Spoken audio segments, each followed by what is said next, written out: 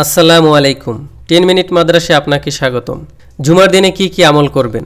জুমার দিনে করণীয়। জুমার দিন ফজরের প্রথম রাকাতে সূরা সাজদা এবং দ্বিতীয় রাকাতে সূরা দাহর পাঠ করা। উভয় সূরার প্রথম থেকে শেষ পর্যন্ত পাঠ করাই সুন্নত। প্রত্যেক সূরার কিছু করে অংশ পড়া সুন্নত নয়। অবশ্য অন্য সূরা পড়া দোষাবহ নয়, বরং কখনো কখনো ওই দুই সূরা না পড়াই উচিত, যাতে সাধারণ মানুষ তা পড়া জরুরি মনে না করে বসে, বরং তা জরুরি মনে করে পড়া এবং কখনো কখনো না ছাড়া বা কেউ তা না পড়লে আপত্তি করা বিদআত। সকাল সকাল মসজিদে যাওয়া। আগে আগে মসজিদে গিয়ে উপস্থিত হওয়ার বিশেষ মহত্ব আছে। হযরত আবু হুরায়রা রাদিয়াল্লাহু তাআলা আনহু কর্তৃক বর্ণিত, আল্লাহর রাসূল সাল্লাল্লাহু আলাইহি সাল্লাম বলেন, যে ব্যক্তি জুমার দিন নাপাকের গোসলের মতো গোসল করল, অতঃপর প্রথম সময় মসজিদে গিয়ে উপস্থিত হলো, সেজন্য একটি উষ্টি কুরবানি করল। যে ব্যক্তি দ্বিতীয় সময়ে উপস্থিত হলো, সেজন্য একটি গাভী কুরবানি করল। যে ব্যক্তি তৃতীয় সময়ে পৌঁছল, সেজন্য শিং বিশিষ্ট বকরি কুরবানি করল। যে ব্যক্তি চতুর্থ সময়ে পৌঁছল, সেজন্য একটি মুরগি দান করল। যে ব্যক্তি পঞ্চম সময়ে পৌঁছল, সেজন্য একটি ডিম দান করল।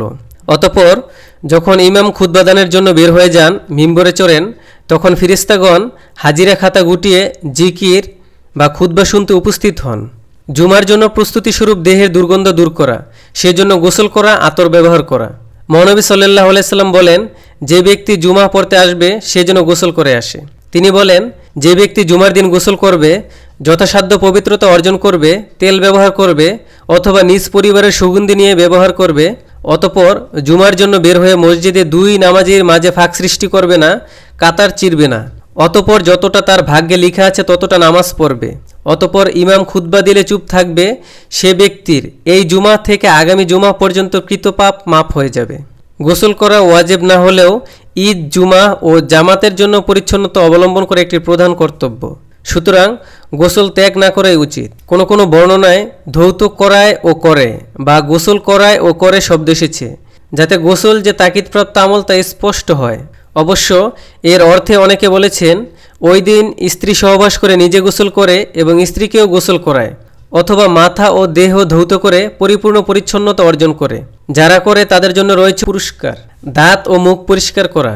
দাঁত ব্রাশ করে দাঁত ও মুখের দুর্গন্ধ দূরীভূত করে নেওয়া জুমার পূর্বে একটি করণীয় কর্তব্য। মহানবী সাল্লাল্লাহু আলাইহি সাল্লাম বলেন, প্রত্যেক শাবলকের জন্য জুমার দিন গোসল করা, মিসওয়াক করা এবং যথাসাধ্য সুগন্ধি ব্যবহার করা কর্তব্য। সুন্দর পোশাক পরা। মহানবী সাল্লাল্লাহু আলাইহি সাল্লাম বলেন, যে ব্যক্তি জুমার দিন গোসল করে খুশবু থাকলে তা ব্যবহার করে এবং তার সবচেয়ে সুন্দর পোশাকটি পরিধান করে, অতঃপর স্থিরতার সাথে মসজিদে আসে, অতঃপর ইচ্ছামতো নামাজ পড়ে এবং কাউকে কষ্ট দেয় না, অতঃপর নামাজ শেষ হওয়া পর্যন্ত নিশ্চুপ থাকে, সে ব্যক্তির এই কাজ দুই জুমার মাঝে কৃত গুনার কাফফারা হয়ে যায়। জুমার জন্য সাধারণ আটপৌরে পোশাক বা কাজের কাপড় ছাড়া পৃথক তোলা পোশাক ও কাপড় পরা বাঞ্ছনীয়, যেহেতু জুমার দিন মুসলিমদের সমাবেশের দিন। আর এই দিনে সাজসজ্জা ও সুগন্ধি ব্যবহার করা বাঞ্ছনীয়, যাতে অপরের কাছে কেউ ঘৃণার পাত্র না হয়ে যায় অথবা তার অপরিচ্ছন্নতায় কেউ কষ্ট না পায়। একদা খুতবার মাঝে মহানবী সাল্লাল্লাহু আলাইহি সাল্লাম বলেন, তোমাদের মধ্যে যাদের সামর্থ্য আছে তাদের পরিশ্রমের কাপড় ছাড়া জুমার জন্য অন্য একজোড়া কাপড় থাকলে কি অসুবিধা আছে?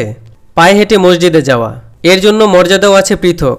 আল্লাহর রাসূল সাল্লাল্লাহু আলাইহি সাল্লাম বলেন, যে ব্যক্তি জুমার দিন মাথা ধৌত করে যথানিয়মে গোসল করে সকাল সকাল ও আগে আগে মসজিদে যাওয়ার জন্য প্রস্তুত হয়, সওয়ার না হয়ে পায়ে হেঁটে মসজিদে যায়, ইমামের কাছাকাছি বসে মনোযোগ সহকারে খুতবা শ্রবণ করে এবং কোনো অসার ক্রিয়াকলাপ করে না, সে ব্যক্তির প্রত্যেক পদক্ষেপের বিনিময়ে 1 বছরের নেক আমল ও তার সারা বছরের রোজা ও নামাজের সওয়াব লাভ হয়।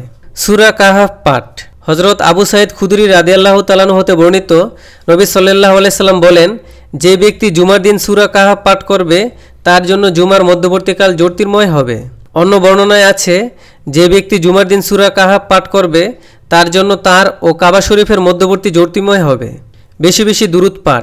জুমার রাতে, বৃহস্পতিবার দিবাগত রাতে ও জুমার দিন প্রিয়তম মহানবী সাল্লাল্লাহু আলাইহি সাল্লামের শানে অধিক অধিক দুরূদ পাঠ করা কর্তব্য।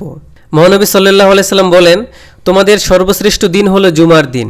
এই দিনে তোমরা আমার প্রতি দুরূদ পাঠ করো, যেহেতু তোমাদের দুরূদ আমার উপর পেশ করা হয়ে থাকে। তিনি আরও বলেন, জুমার রাতে ও দিনে তোমরা আমার উপর বেশি বেশি দুরূদ পাঠ করো, আর যে ব্যক্তি আমার উপর একবার দুরূদ পাঠ করবে সে ব্যক্তির উপর আল্লাহ 10 বার রহমত বর্ষণ করবেন। আল্লাহ তাআলা আমাদের সবাইকে জুমার দিনে আমলগুলো করার তৌফিক দান করুক। আমিন।